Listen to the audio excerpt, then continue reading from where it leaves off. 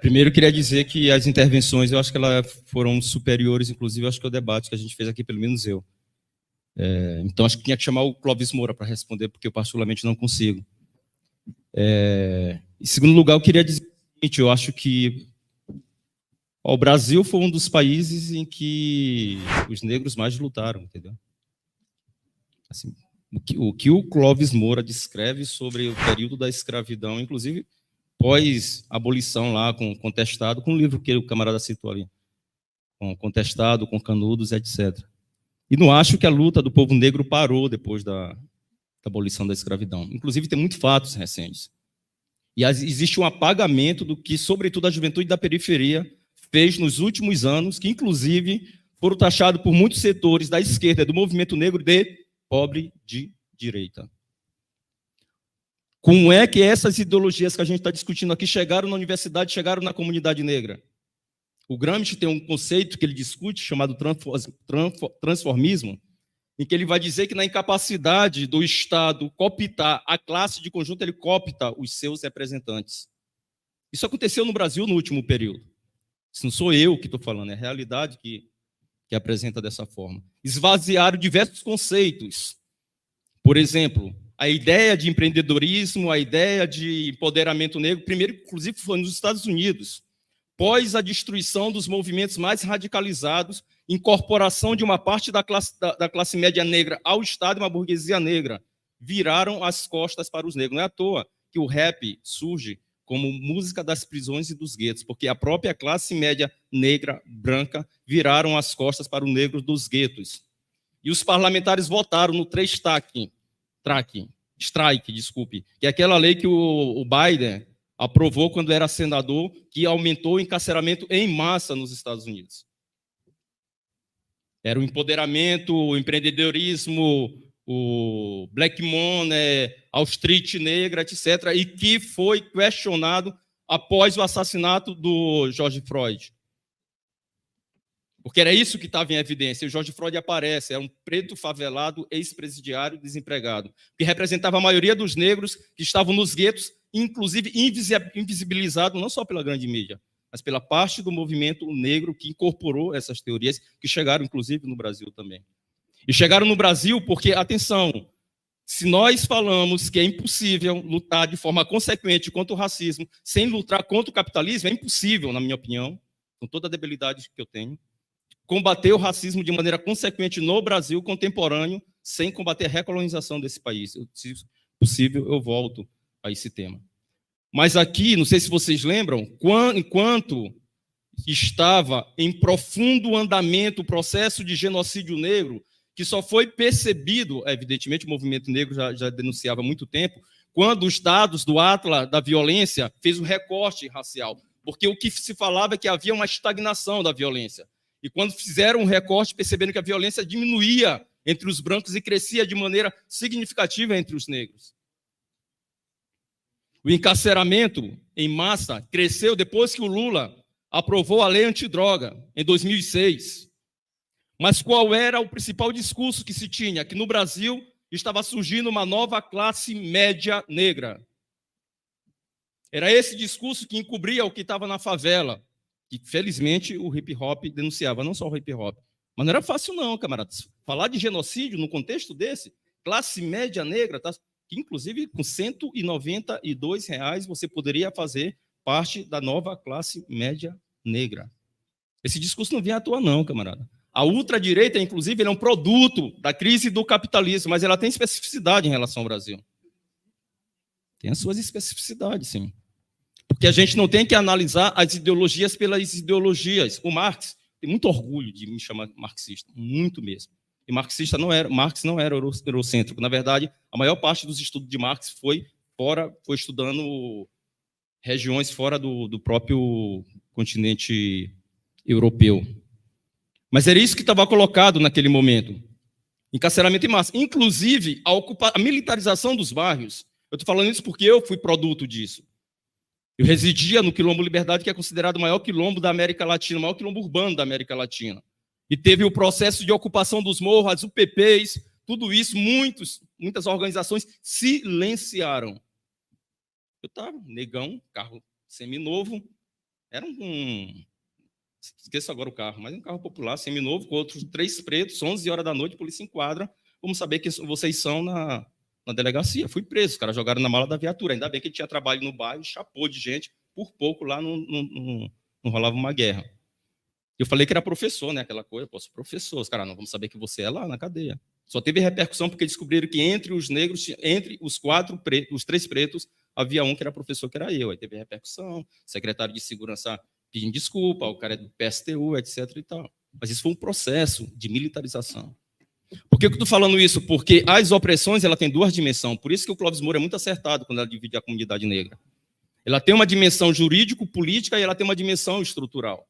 O movimento negro e as esquerdas se pautaram na dimensão jurídico-político, que é correto. A Conferência de Durban elegeu a educação como principal elemento para resolver o problema dos negros. A principal reivindicação dos países africanos na Conferência de Durban era: vocês reconhecem que praticaram o maior genocídio da história da humanidade, que foi a escravidão, beleza, suspensão do pagamento da dívida externa daqueles países. Não passou. Não só não passou, como inclusive tentaram fazer com que raça não fosse aprovado nas resoluções. Só não passou porque seria um absurdo não aprovar raça numa resolução, numa conferência que é contra o racismo. O sionismo não passou como racismo, porque foi a ONU que avalizou o projeto de construção do Estado de Israel. E isso teve impacto muito forte no Brasil, os companheiros devem saber. Com a aprovação do Estatuto da Igualdade Racial, foi esvaziado de materialidade. Tiraram o Fundo de Promoção da Igualdade Racial, tiraram o termo raça e colocaram etnia, porque a etnia se discute mais cultura. Tiraram a titulação das terras de remanescentes de quilombo, esvaziaram. O próprio Paulo Paim escreveu um artigo que ele diz: é ruim, não vou votar. E só votou, segundo ele, discurso dele, porque 20 organizações do movimento negro convenceram ele a votar no Estatuto da Igualdade Racial completamente desfigurado. Completamente desfigurado. O MNU não votou. Ele cita o MNU, inclusive. Exceção o MNU. Eu estou falando do Paulo Paim. Do Paulo Paim. Sabe o que aconteceu no Maranhão, camaradas? No Maranhão, os quilombolas eram organizados a partir de um movimento que era ligado ao governo do Estado e ao governo federal. Assassinaram um camarada chamado Flaviano no mesmo ano da aprovação do Estatuto da Igualdade Racial. Eu falo porque eu fui com o Magno Cruz, que vocês devem conhecer. Eu fui com o Magno Cruz na comunidade do camarada que foi assassinado. Os quilombolas passaram 2 dias vigiando o corpo de Flaviano, para que os latifundiários não tirassem ele do local.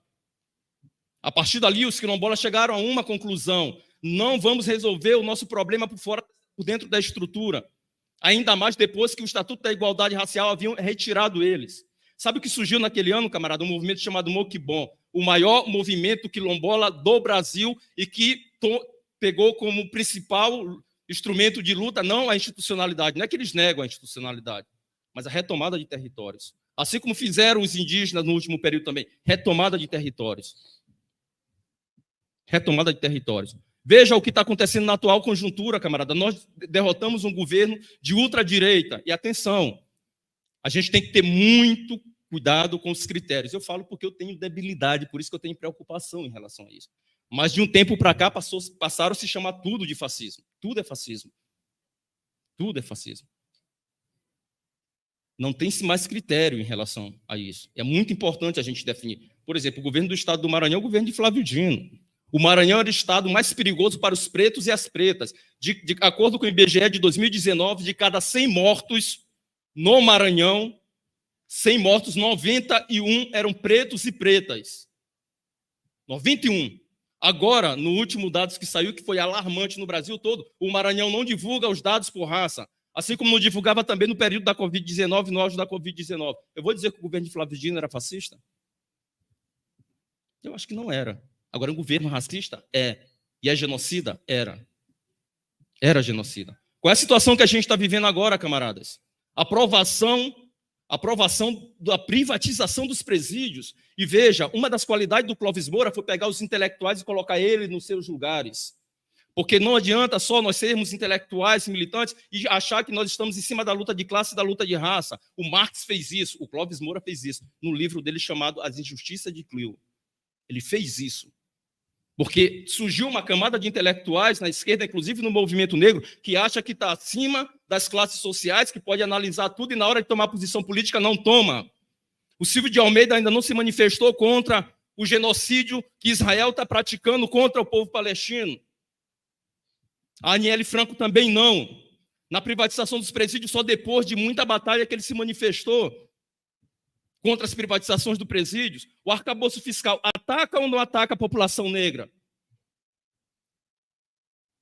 O marco temporal ataca ou não ataca a população negra? A principal expressão da recolonização desse país chama-se Matopiba. Talvez vocês não sintam isso porque vocês não estão na região do Matopiba. Eu estou.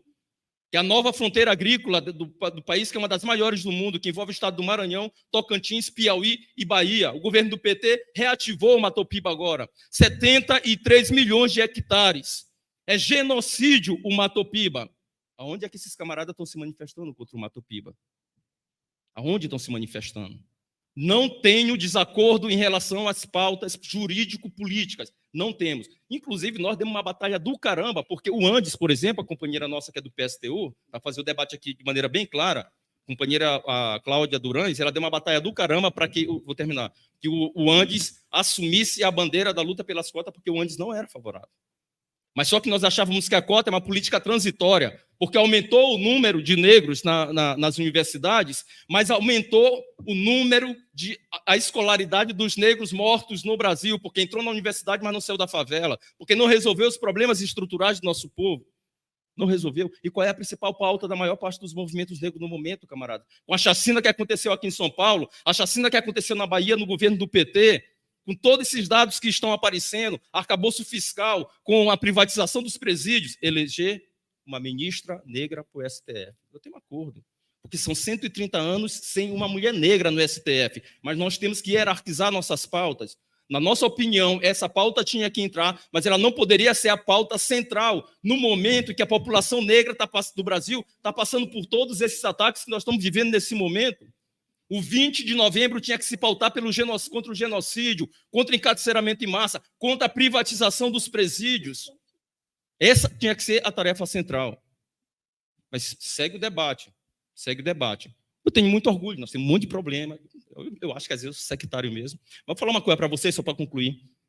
Uma vez o Magno Cruz estava num debate, ele chamou a gente, do movimento negro lá e eu era bem novinho, né? A gente tem um hip hop e tal, aquela coisa toda muito radical, e eu fiz uma intervenção, e uma pessoa virou para mim e falou assim mesmo, uma militante que eu tenho um respeito muito grande, inclusive escreveu um livro sobre a rebelião escrava em Viana, que inclusive cita um monte de mulheres. Ela virou para mim assim, ó, esse teu radicalismo aí é porque tu é muito novinho. Quando tu chegar na nossa idade, você vai moderar mais. Quando o cabelo começou a ficar branco, eu comecei a ficar preocupado. Eu tenho 53 anos. Eu tenho um monte de debilidade. Mas eu não me pauto pelo radicalismo ou não, pelo programa de libertação da nossa classe. A liberdade era a essência dos quilombos. E a liberdade é a essência para a classe trabalhadora e, sobretudo, para a população negra do nosso país e do nosso mundo.